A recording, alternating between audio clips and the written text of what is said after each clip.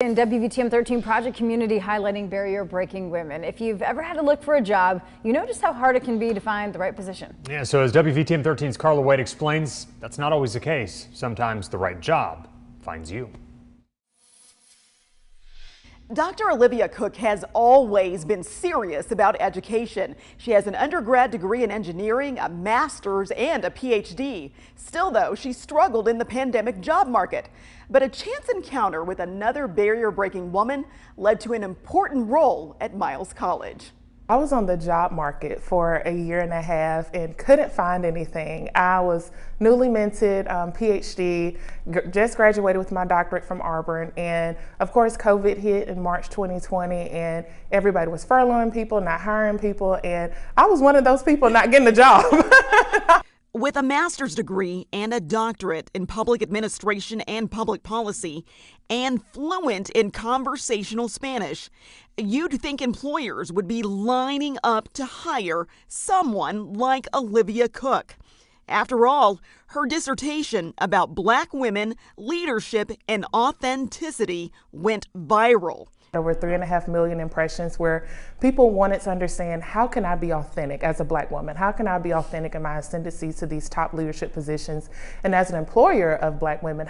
She also has the creative mind of an entrepreneur, winning second place in a Shark Tank-like pitch contest during the annual Tiger Cage Student Business Pitch Competition. It was called Snippety Snap, which was a publicly available camera phone stand with the integrated mobile application. So just imagine being out at the Grand Canyon, for example, and you have a group of people, but there's no one around to take your picture. So we thought of this public phone stand where you place your phone on the stand, set the timer, and snap the photo. Oh, and did I mention? This book is a compilation of the 30 inspirational life lessons that I have learned on my own journey towards purpose. Yeah, she wrote a book during her pandemic downtime. But those accomplishments didn't immediately land her a job.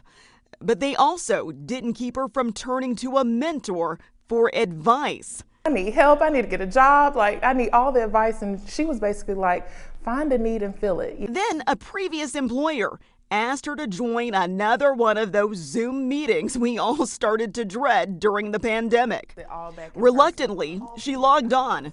And on the same call was another barrier-breaking woman I've had the pleasure to sit down with, Miles College President Bobby Knight. I got on and I saw President Bobby Knight, and I was just really attracted to her, attracted to what she was saying, her vision for the institution.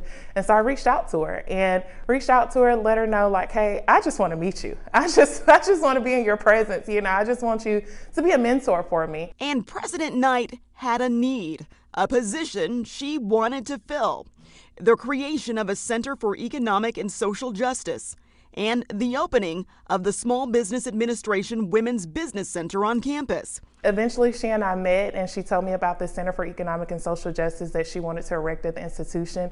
And I was like, man, this is marrying both of the fields that I'm interested in, which is entrepreneurship and also equity in different spaces. The center is set to open in February of 2023. Miles received an SBA grant for it earlier this year.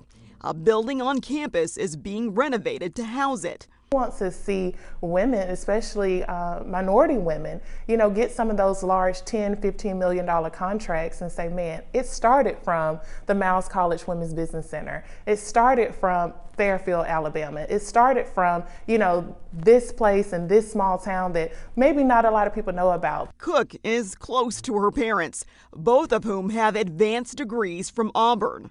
So the Miles job also allowed her to keep her talents close to home and the source of her motivation. I would definitely say it's not a what, it's a who. And I think people keep me motivated. When I'm able, specifically speaking to students, right, and in my role of even just being an assistant professor here at the college, when I get a call or a text or an email from a student and say, man, it was because of your class that, I now know what I want to do. Filling a need and feeling fulfilled. Carla Wade, WVTM 13. Exclusive live radar.